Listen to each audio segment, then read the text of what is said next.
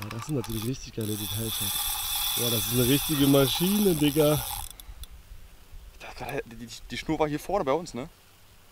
Boah, das zieht immer noch, Alter. Heftig. Das ist ein guter, Alter. Boah, da oben war er gerade. Der ist Richtig richtig groß. dran. Bist du aufgeregt? Ein bisschen.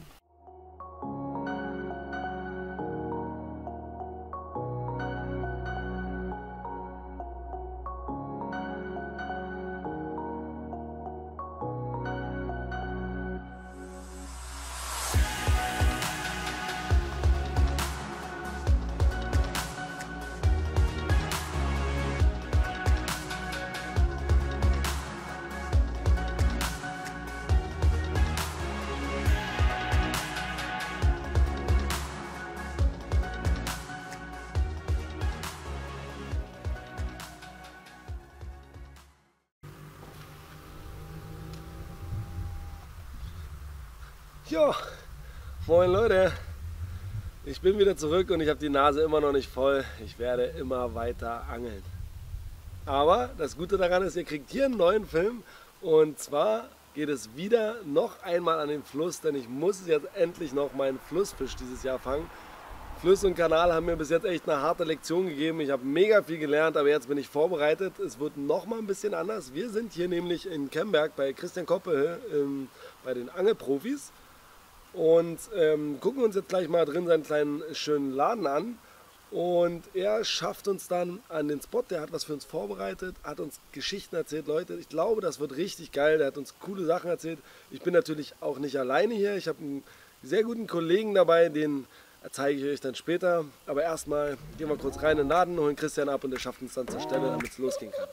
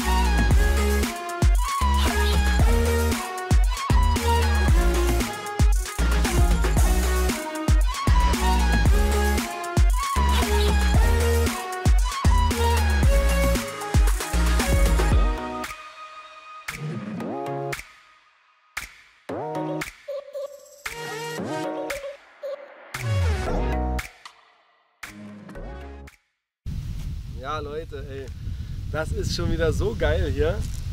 Christian hat uns jetzt hier gerade mal so ein bisschen so eingeleitet und ein bisschen erzählt, wie wir hier angeln sollten, wollen. Der hat selbst gesagt, er ist jetzt nicht so der kameraaffine Mensch und da habe ich auch vollkommen Respekt davor. Wir erzählen sozusagen alles, was er uns wiedergibt, geben wir an euch weiter. Und ey, das ist einfach wirklich krass. Der hat ein bisschen über die Fische erzählt, über das Angeln hier. Und ich muss ja sagen, nach diesen 2 harten Schulen, Kanal und Rhein, ist das hier eigentlich recht gut machbar. Also ich glaube für unsere Systeme jetzt nicht so die Herausforderung, weil die Distanzen sind weniger weit als am Rhein. Die Strömung, würde ich sagen, ist ähnlich, aber dadurch, dass es nicht so weit draußen ist, easy. Und dann gibt es noch einen anderen Bereich, den ich anwerfen werde. Mal gucken, auch vielleicht mit einem Loop oder Snap.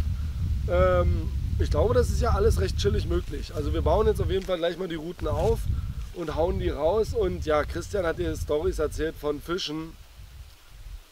Überdimensional. Also drückt uns die Daumen. Es ist meine Abschluss-Flusstour hier an diesen großen Strömen und jetzt muss abgeliefert werden. Ja, aber bei Fischtonnen läuft das natürlich alles geregelt. Da wird schon eingetragen. Was hast du denn eigentlich für ein cooles Shirt an? Fischi, Fischi.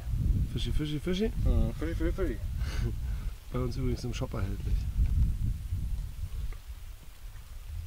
Angelkarten und dann kommen die Routen wirklich raus. Endlich.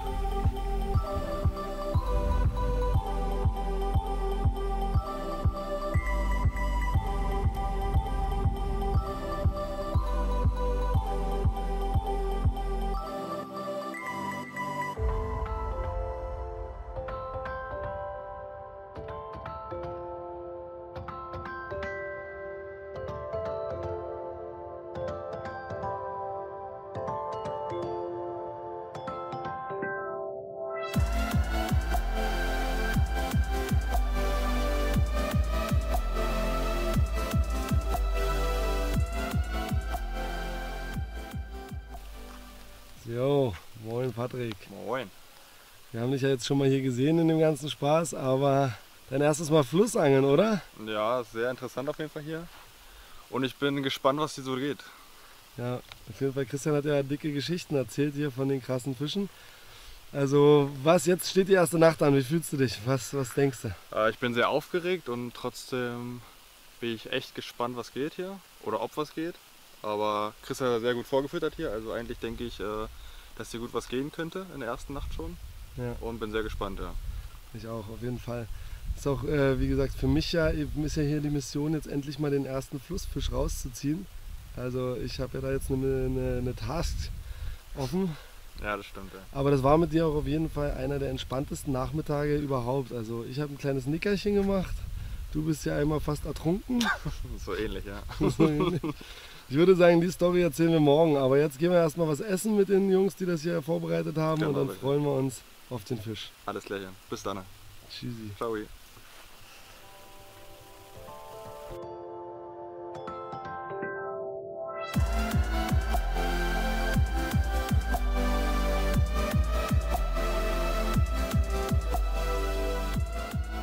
Also Leute, ich sag euch mal eins, wenn hier beim Buhnenangeln ein Fisch beißt, dann kommst du an und bist total im Eimer. Und hier hat der Christian den ersten Fisch. Er meinte, es ist jetzt keine Bombe, aber es war echt schon mal ein Bombenrun. Nice. Jawohl. Nice. Geil, Christian. Check's ab. Ja, Leute. Christian hier mit dem ersten Fisch. Was mich besonders freut, vorhin habe ich ihm noch erklärt, wie die Steinmontagen funktionieren. Und da ist er. Geil. Warte mal.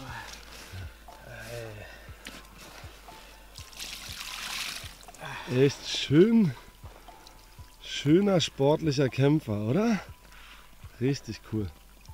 Leute, ey, geil. Das Geile daran ist ja, in der ersten Nacht hier direkt schon mal der erste Fisch. Wir waren noch nicht mal schlafen, also schon am ersten Abend sozusagen.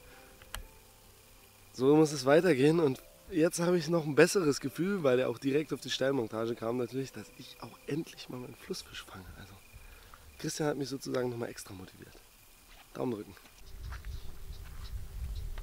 Moin. Moin Patrick. Sag mal, was ist denn hier eigentlich los? Aber so nach 2 Stunden Schlaf habe ich schon erstmal die erste Brasse gebissen.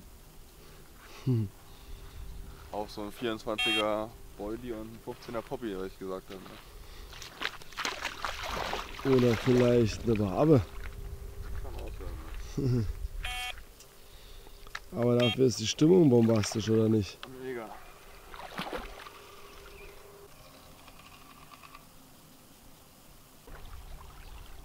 Ja, das ist doch mal ein Döbel, krass, Alter. Also, ja. Das hat schon mal Format, das Gerät. Ja, geil, Patrick. Klein, aber fein. Also in der Kulisse so richtig fett. Zeig mir mal das Maul, bitte. Krass, ne? Das sind wirklich auch so richtige Staubsauger, ey. Ja, also ich sage mal, noch nicht der Zielfisch, aber auf jeden Fall schon mal besser als eine Brasse. Hat auf jeden Fall Flossen. Ja, kann man schon mal so sehen, ja. Besser als eine Brasse, das stimmt. Obwohl jeder Fisch ist gleich schön. Nicht nach 2 Stunden Schlaf. Das stimmt. Ja, nice.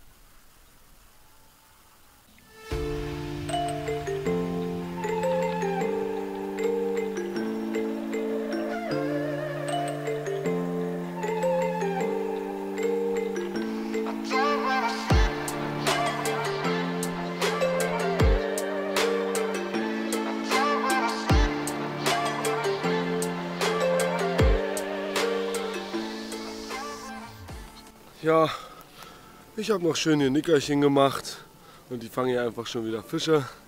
Aber das war auf jeden Fall eine schöne Rettungsaktion. Ich bin hier angekommen, erstmal ohne Kamera. Dann hieß es, wir hatten die Kamera und dann müssen wir wieder hin und her gesprintet. Ich bin auch richtig platt gerade. Und dann mussten wir kurz die Schnur noch befreien, der Fisch war fest. Aber nichtsdestotrotz, Christian, Nummer 2 auf Steinmontage. Richtig geil. Ja, Christian hat hier die erste Nacht mit uns mitgemacht, die Auftaktnacht, und uns gezeigt, wie es geht. Und er zeigt uns halt wirklich, wie es geht. Ne? Schöne Fische, ey. Glatte Fisch, wa? Super massiv und echt schick geformt. Geil. Ein bisschen das Gefühl, es geht wieder so weiter wie bisher. Die Profis um mich rum fangen die ganze Zeit die Fische und ich schlafe wieder den ganzen Tag.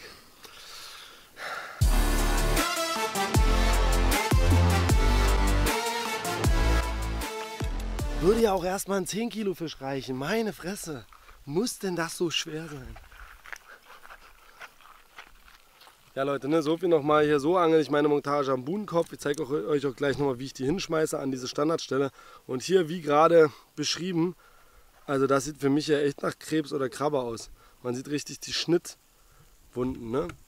Und hier an der Stelle auch gleich nochmal schön gesagt, der Bloody Mussel Boilie von Carp Force von Sebastian. Ein einfach fantastischer Mensch, so, der hat auch in unserem Videodreh das so geil vorbereitet, wirklich. Danke Sebastian, das hat richtig Spaß gemacht, cooler Typ. Und Bloody Mussel Boilie mit dem Milk and Cream Pop-Up, auch ein sehr spannendes Ding. Man sieht das hier, wenn ich den jetzt aufbreche.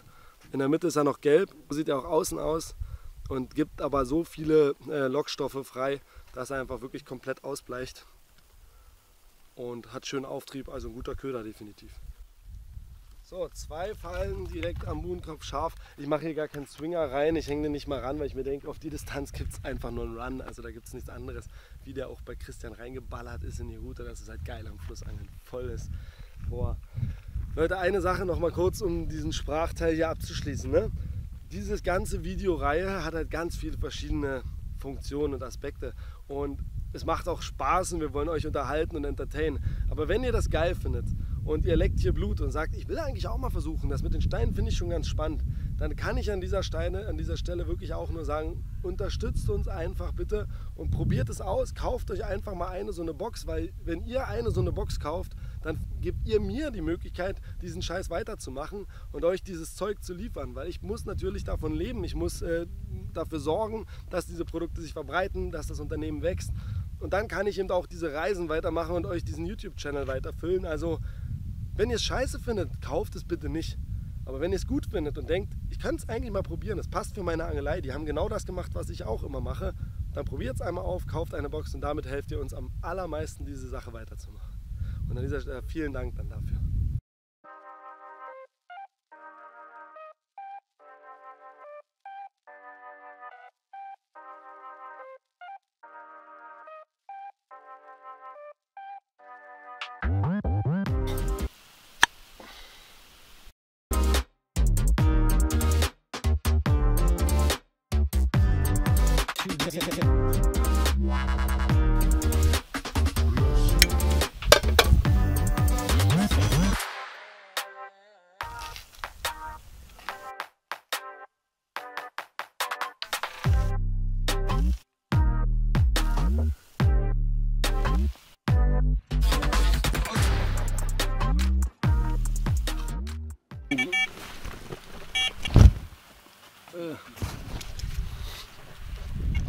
Oh, ja.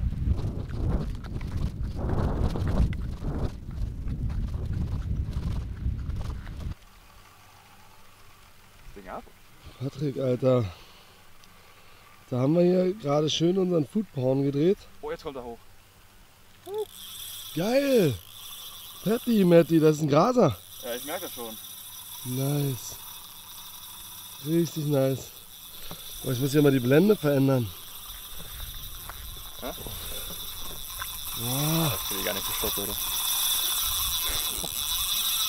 Ja, wie ist denn hier? Geht's nicht hin, das Auto? Doch ein bisschen. Ne, ist manuell. Wow. Ja, das sind natürlich richtig geile Details. Ja, das ist eine richtige Maschine, Digga. Das Heftig. ist ein guter, Alter. Boah, da oben war er gerade. Der ist Richtig ein groß. dran. Bist du aufgeregt? Ein bisschen. Alter Patrick, das ist nicht mal ein Gras. Also das ist hier eine richtige Bombe, die du gerade dran hast. Ist dir das eigentlich klar? Freust du dich? Ja. Grinst du schon Ich freue innerlich? mich sehr, aber aufgeregt bin ich nicht. Nee. Nee. Weil wenn ich sehe, wie schnell der Fisch gerade... Alter, what the fuck. Der geht in die Strömung rein. Das Und auf einmal marschiert er richtig los.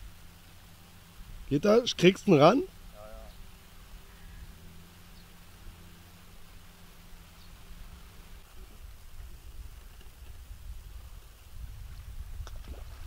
Das ist ein guter. Boah.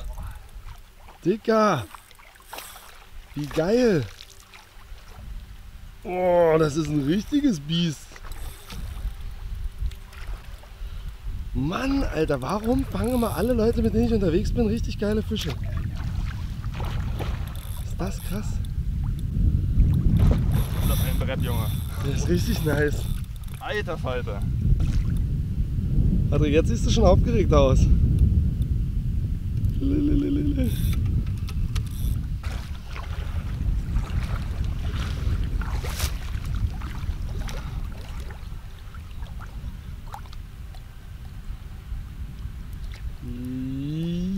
Yeah. Oh nee, nee, nee, nee. Ah, der geht nochmal. Oh Mann, Alter.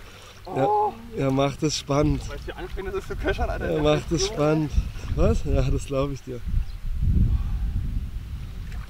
Ja, Patrick, ich will deinen Gesichtsausdruck sehen. Nee, bitte nicht, Alter. Ja, Mann, let's go, Alter. Alter. Richtig nice, Patrick. Give me the fist. Alter. Give me the magic fist. Oh. Alter Falter. Krass. Und wir noch beide so, ja, das ist wieder ein kleiner, das ist einfach mal, ist ein Döbel. Schöner Döbel. Schöner Döbel, ja.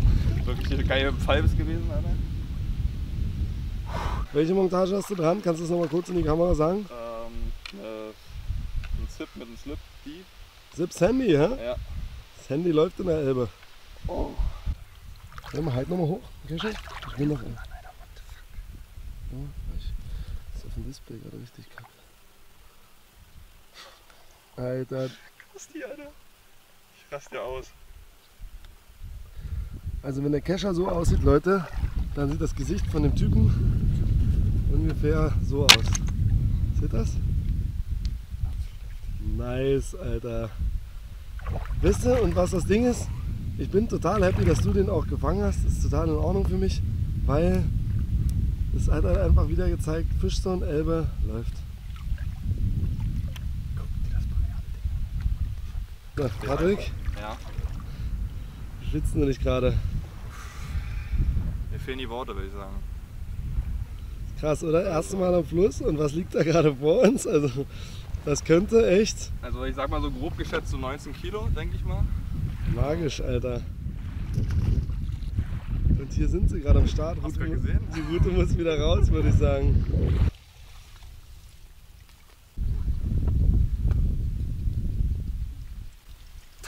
...23 Kilo mit Wiegeschlinge.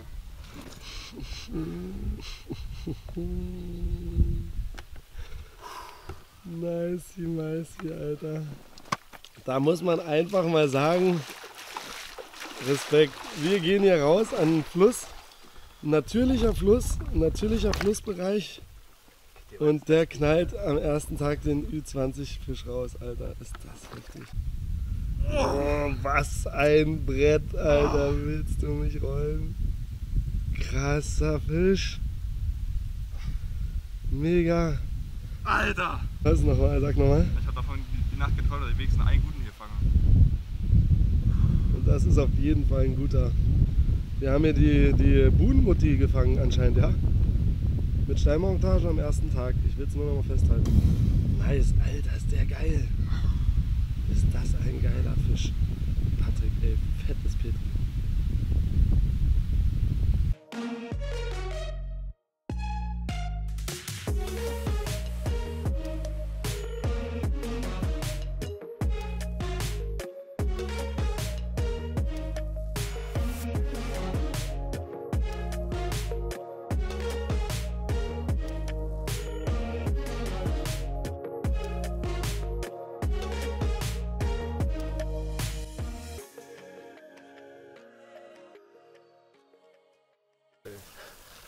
Jo Leute, ey, hier gab es gerade echt so Big Emotions.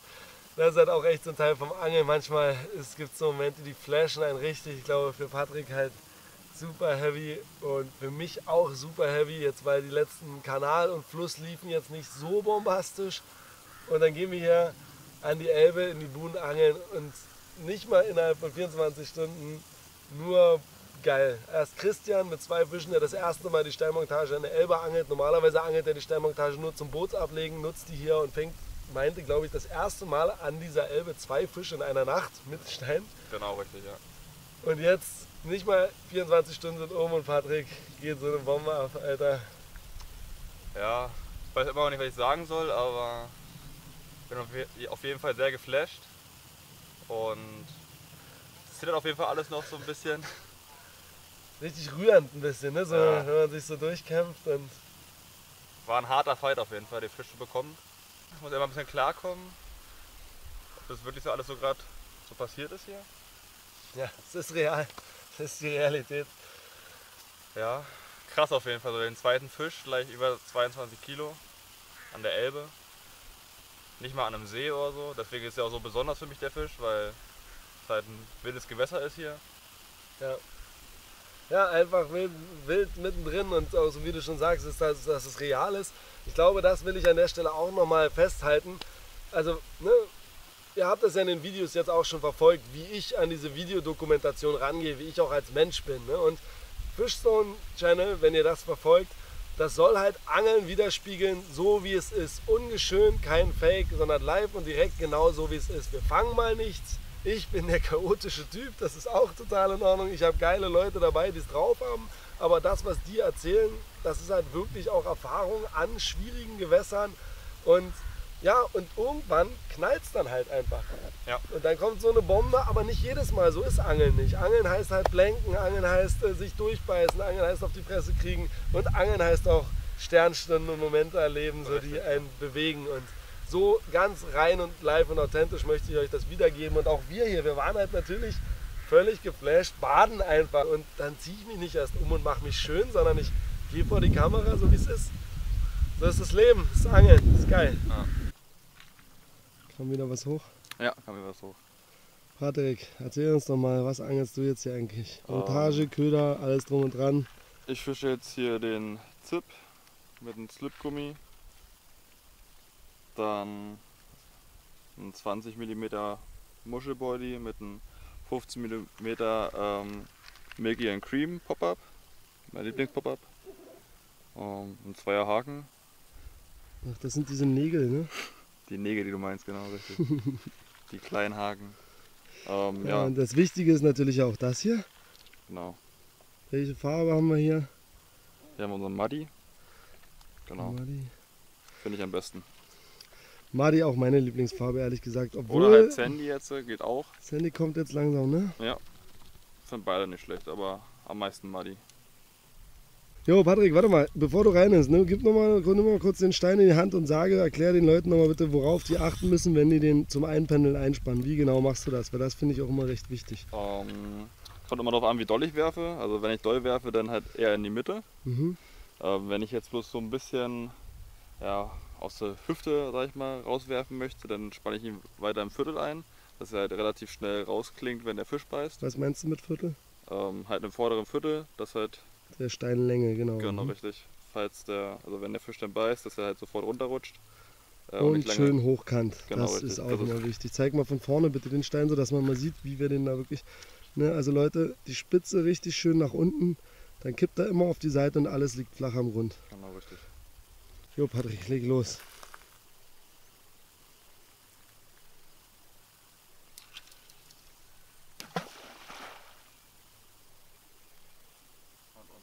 Unten und fest und wie man jetzt vielleicht sieht, wirklich genau am Übergang zwischen harter Strömung und Buhne, also schön im tiefen Bereich.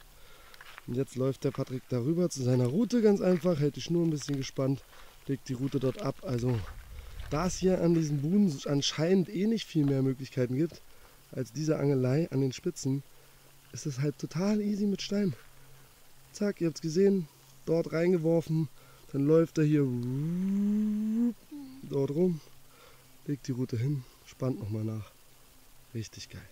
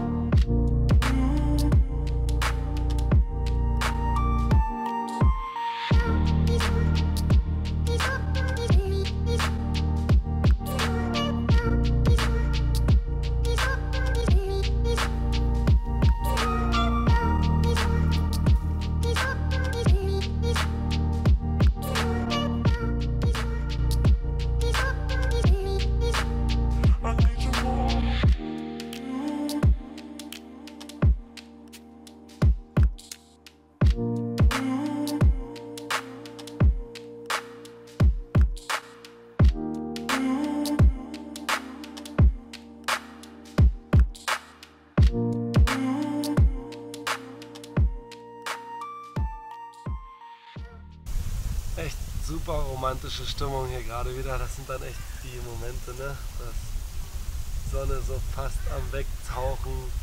Alles hat so diesen goldigen Schimmer. Das ist echt einfach immer eine der schönsten Stimmungen am Abend. Das stimmt, ja. Patrick, erlebnisreicher Tag, könnte man sagen. Ne? Auf jeden Fall, ja. Echt, ihr habt ja gesehen, war wirklich eine Menge los. Für mich ist ja auch diese Angelreise, diese Angelserie durch Deutschland, durch Europa, dann später sogar auch ein Ziel, eben Angelbedingungen einzufangen, alle möglichen Angelbedingungen, aber auch Angler, also Charaktere, wie die verschiedenen Angler und Anglerinnen so ticken, was da so los ist. Und mich interessiert auch mal jetzt du wieder als noch ein ganz anderer Charakter, was bedeutet denn Angeln eigentlich für dich? Was ist dir so am Angeln wirklich wichtig? Worauf legst du Wert? Oder was sind die Momente, die für dich besonders sind? Oder? Also im ersten Punkt auf jeden Fall Spaß beim Angeln haben. Als zweiten Punkt erstmal draußen in der Natur sein, einfach frei sein, das Gefühl von Selbstständigkeit draußen, einfach auf sich allein gestellt zu sein. Dann natürlich auch Fische fangen, klar, dafür geht man raus. Aber wirklich halt, dass man sich erholen kann, runterfahren kann, wirklich mal abschalten kann. Aber ich mag dann gerne, ich bin so eine emotional Guy, ich gehe gerne dieses Gefühl rein, wenn du sagst Spaß beim Angeln, Ja. was bringt dir Spaß? Also was sind so Momente, wo du denkst, geil, so das macht's aus? Zweites, wenn man jetzt so irgendwie Abenteuer erlebt oder so, sei es jetzt, dass man zusammen einen Fisch gecatcht hat oder so, auf lustige Art, zum Beispiel jetzt, so wenn dauerhaft Strömung ist, der Catcher ist auf einmal weg oder so, man mit dem hinterher rennen muss, um schnell den Fisch noch zu catchern oder so. Ja. Also solche Momente halt, die wirklich so in Erinnerung bleiben, wo man dann halt zu zweit ist oder so, das ist halt so, was, Das ist was genau. für mich Spaß ist dann beim Angeln, ja. Und wenn du so Natur, was sind so, das ist immer gar nicht, man muss da erstmal ein bisschen nachdenken, ne? Ich Ja, finde es genau. immer gar nicht so easy, das auch einfach so zu sagen, aber wenn es jetzt um Natur geht, was ist denn so für dich, Das Highlight, ja, oder was ist da genau? also was mich so fasziniert, ist auf jeden Fall Sonnenaufgang, Sonnenuntergang. Die Tiere generell so, das Hören von Vögeln früh, wenn man aufwacht, oder wenn man generell jetzt Tiere sieht, die man zum Beispiel fotografieren möchte oder so. Das ist so auf jeden Fall von der Natur her so das Beste, was man haben kann. Ja stimmt, da hast du, Patrick macht auch zum Beispiel echt sehr schöne so Detailaufnahmen von den ganzen Tieren, die hier so unterwegs sind. Manchmal muss man halt wirklich nur genau hingucken, ne, Genau, um diese richtig, Sachen ja. zu sehen. Und eine Sache, die mich auch interessiert, wir haben das ja hier ganz spannend festgestellt, mal ein bisschen mehr aufs Angeln bezogen. Wie ist denn deine Einstellung, erzähl doch mal kurz, wenn es jetzt um Angelzeug geht, Angelausrüstung? Ich habe ja da, also ne, wir kriegen das ja mit, wir sind da zum Beispiel komplett unterschiedliche Charaktere, aber das habe ich auch in anderen Videos schon gesagt, deswegen sind wir trotzdem hier draußen und es macht trotzdem Spaß. Ja. Also wenn du jetzt Angelzeug kaufst, worauf achtest du, was ist dir wichtig? Ich sag mal so, ich gebe erstmal einmal mehr Geld aus, als wenn ich das Produkt zweimal kaufen würde. Also ich achte schon sehr auf Qualität und gebe dadurch halt auch mehr Geld aus für irgendwas, zum Beispiel für ein Zelt. 150 Euro kann man auch ein Zelt holen für 150 Euro. Aber dann sage ich mir so, vielleicht ist die Qualität nach 1-2 Jahren scheiße. Also ich gebe halt schon mehr Geld aus und denke halt so, dass ich auch länger was von dem Produkt habe, wenn ich mehr Geld ausgebe. Also du verbindest dann auch schon meistens so damit, dass das Qualitätsware auch Genau, Geld richtig, kostet ja. oder so. Genau, ne? richtig, ja. Also ich finde schon, alles was Geld kostet, denke ich mal, ist von der Garantie her oder generell vom Produkt her besser. Muss nicht immer so sein, aber in den meisten Fällen war es so. Da muss man manchmal aufpassen, ne? Kann ja Genau, auch Trugschlüsse geben. Dann kaufst du dir irgendeine Funkbissanzeige für 500 Euro und auf einmal ist die Reichweite nach 50 Metern schon tot. Das hatten wir letztens in einem Dreh mal, wo wir kurz überrascht waren. Aber grundsätzlich stimmt schon, also sozusagen Qualität muss halt ihren Preis haben. Genau, Ne? richtig, ja, genau. Und das ist ja auch witzig, da bin ich halt, wie gesagt, der Chaos Boy KJ, wie man so schön sagt. Also ich bin halt vollkommen, es funktioniert und fertig. Ne? Ich habe so einen Kescher, der ist 15 Jahre alt, aber es ist halt ein Netz und wenn ich den Fisch dran habe, dann schiebe ich das drunter und ich habe den Fisch. Ne? Wo manche Leute, ich das ja auch, weil die so leidenschaftlich auch in diesem Angelgame drinstecken, dass die da wirklich dann anfangen, auch sich gerne alle 2 Jahre so, oh geil, dieser neue Kescher, der ist ein bisschen leichter, der hat dieses Gimmick Genau. und das ist mir ja total, auf Deutsch gesagt, total Latte. Also ich habe so die letzten 1-2 Meter, die mir Schnur, da haben wir auch schon geredet, ist Genau. ja genauso wichtig natürlich. Die letzten 3 cm genau richtig, ja. So, ist halt für mich das Entscheidende und Ausrüstung ist für mich sehr, sehr zweckmäßig. Wo ich aber jetzt eben durch die ganzen Drehs auch gemerkt habe, krass, ja, für verschiedene Sachen braucht man doch auch verschiedene Ausrüstung. So, ne? Je vielseitiger das Angeln ist, umso mehr Ausrüstung braucht man wirklich. Genau, ja. Und wie seid ihr denn drauf? Schreibt doch mal in die Kommentare, seid ihr eher von dem Lager so meine Ausrüstung, meine Rolle und wie wir das auch schon gesagt haben, so wie ich meine Routen einhänge, da würde Patrick durchdrehen. Ja? Der eine Bügel hängt unten, der andere oben. Seid ihr von dem Lager, jeder Rollengriff ist gleich ausgerichtet oder seid ihr eher von dem Lager, die Route muss perfekt abgelegt sein, aber der Rest ist mir total egal. Wie seid ihr drauf? Schreibt es mal in die Kommentare.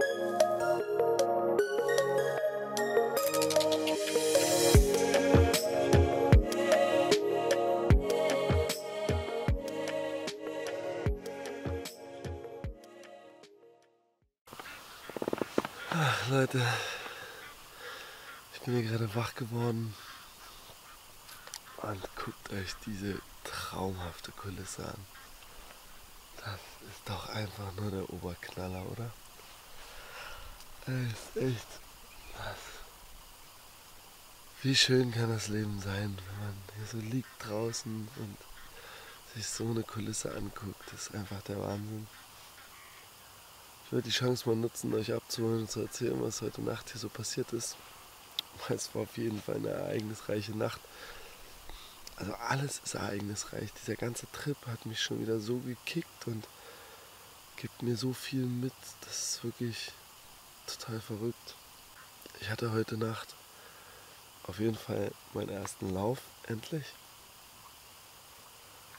Und ratet mal, tatsächlich genau die Strömungsroute vorne auf der Buhnspitze heute Nacht um 2:30 Voll Run. Ich hab's gar nicht richtig gecheckt, bin hier raus aus der Liege gestürzt, dahin gesprintet wie ein Wilder. Die Route angenommen und natürlich krumm, ordentlich Druck drauf und wahrscheinlich auch, weil ich noch ein bisschen perplex war und mir da jetzt auch die Ruhe gefehlt hat nach diesem ganzen Hasseln, denke ich habe ein bisschen zu viel Druck gegeben. Es hat nicht ganz ideal gehakt und ist mir der Fisch leider nach ca. 10 Sekunden ausgestiegen. Die Route lag halt jetzt ja natürlich mitten in der Hauptströmung, in diesen krassen Verwirbelungen und da direkt den Drill zu starten, ist natürlich dumm. Ich hatte das Gefühl, es war jetzt kein mega großer Fisch, weil, ja, weiß man nicht, die Route war schon gut krumm. Auf jeden Fall habe ich ihn verloren. Oh, guckt euch das an, ey. Und dann steigen hier noch Fische und Raubenfische. Das ist einfach ein Traum. Ich möchte darauf nochmal eingehen. Also, der Trip hier mit Patrick bringt mir richtig viele Erkenntnisse. Weil Patrick ganz anders angelt als ich. Patrick zum Beispiel, ich habe mit Pop-Ups fast noch nie Erfolg gehabt. Und Patrick angelt eigentlich fast nur Pop-Ups. Also er sagt, er ist Pop-Up-Angler, also Schneemänner auch, aber oft einzelne Pop-Ups. Und er verwendet komplett andere Haken als ich. Oder falsch, das Problem, ich habe mich jetzt gefragt, okay, ich habe jetzt ein paar Mal geblankt. Und klar kann ich einfach Pech haben, aber ich glaube nicht so richtig beim Angeln an Glück und Pech. Ich glaube, man kann sein Glück schon sehr, sehr stark einschränken. Und ich habe mich gefragt, okay, es muss vielleicht 1, 2, 3 Major-Fehler geben, die ich mache, weshalb ich gerade blanke. Und durch diese ganzen neuen Situationen, all die Einflüsse, dass ich Dinge durcheinander bringe und deswegen gerade keine Fische fange.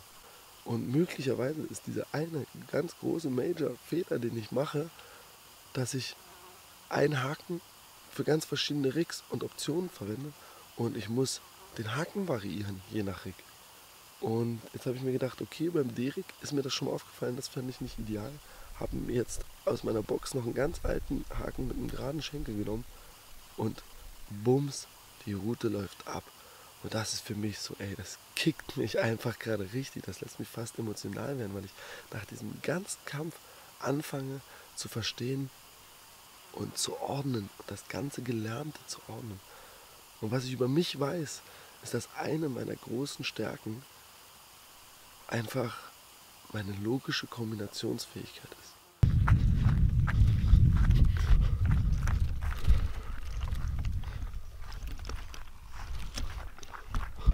Moin Patrick. Morgen. Das ist so lustig. Ich habe hier gerade meine emotional Ansage gemacht. Und da geht die Route ab, oder was? Ja.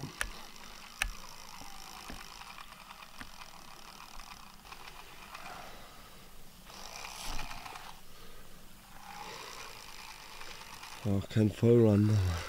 Nee. Guten Morgen. Ach, na die magst du doch. Hat ein dicker Oschi, Alter. Das ist gar kein Dübel. Ach nee, Neue Fischart. was soll das sein? Warte mal. Boah, wer hat denn gehakt, Digga? Achso, hat gar nicht mehr gehakt. Was ist denn das? Ein Aaland oder so? Kann sein, ne? Ich glaube, es ist ein Aaland. Petri. Hauen wir uns noch mal hin.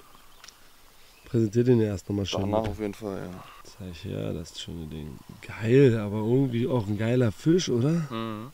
Schöner Bauch auf jeden Fall. Das ist doch ein Aaland. Leute, schreibt mir in die Kommentare. Ist das ein Aaland? Nice. Und da löst auch der Stein aus. Natürlich nicht der Zielfisch, aber der kommt gleich. Wie gestern. Same Ja. Procedure. Ja. Also jetzt 25 plus. Okay. Leute, da bin ich wieder zurück. Patrick hat gerade einen kleinen Fisch gefangen. Deswegen musste ich da mal kurz unterbrechen. Aber auch die Szenerie auch wieder traumhaft. Also von daher alles gut. Echt war. Oh.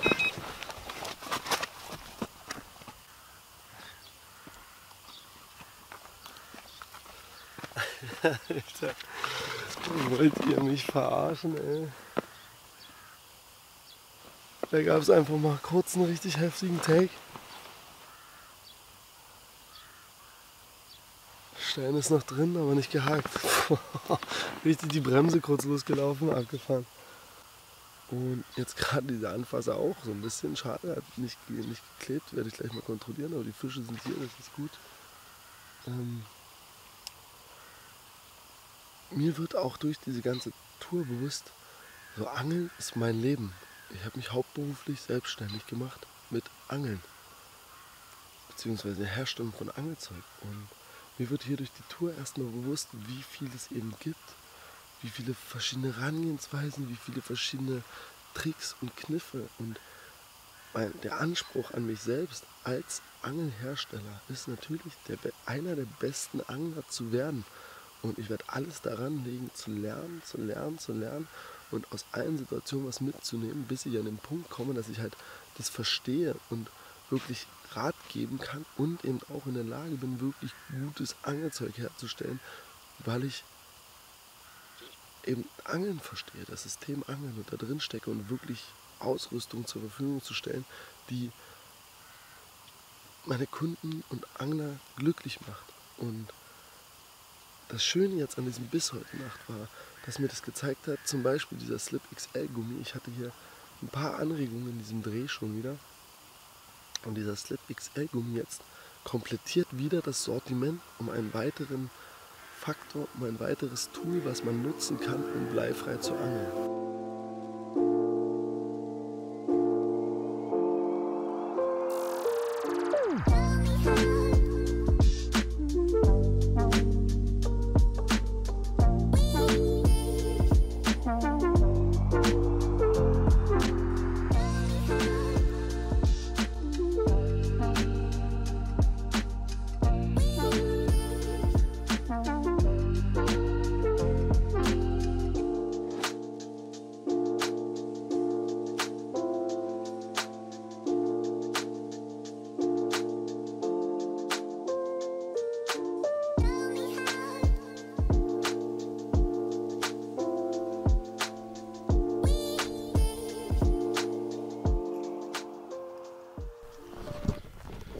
Na, Kasti?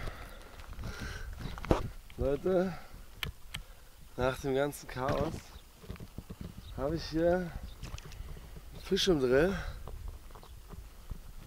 Und ich glaube, es ist eine Maschine. Boah, Alter, wenn er so aus dem Tiefschlaf raushaut, Da hat die Sau den Stein komplett weggehauen. Ja, eine Brasse, ey. Scheiße, Leute. Ich werde das nochmal in Ruhe erzählen, aber ich habe einen Ausschlitzer gehabt. Der war gut. Und einen Take, nochmal ein paar Stunden später, auf einmal so richtig mit Bremse, kam direkt und gleich wieder Ruhe und ich, oh Scheiße, hat mich gehakt und hol die Rute rein. 10 Minuten später war die Hakenspitze krumm. Aber das Schöne ist, nach der ganzen Odyssee bin ich langsam wieder dichter am Fisch.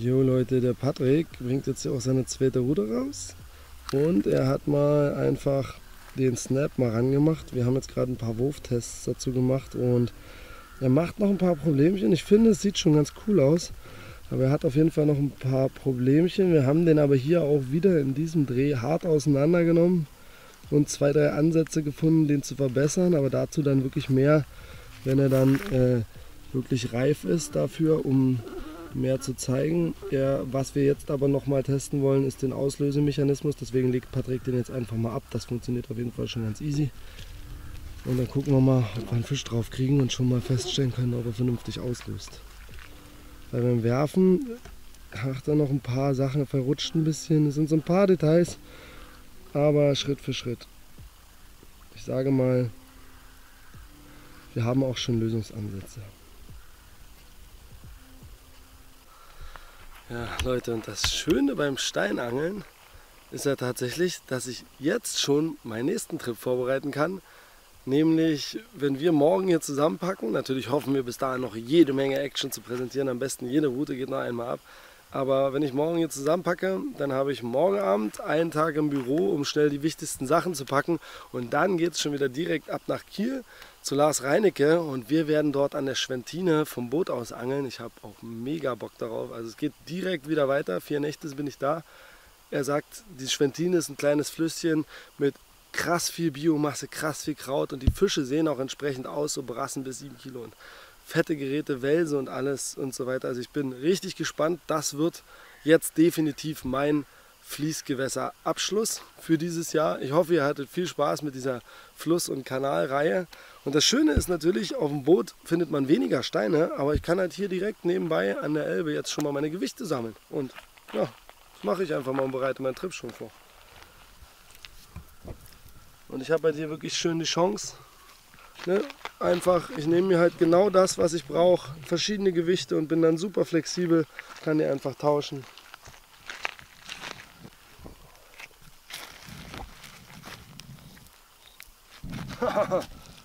Der ist schon fett.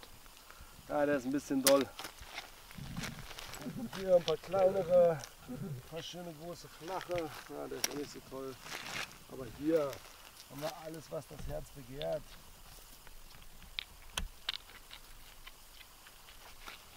So easy sammeln wir unsere Gewichte. Das ist halt Steinangeln, ne? Ganz einfach. Und ab in den Eimer.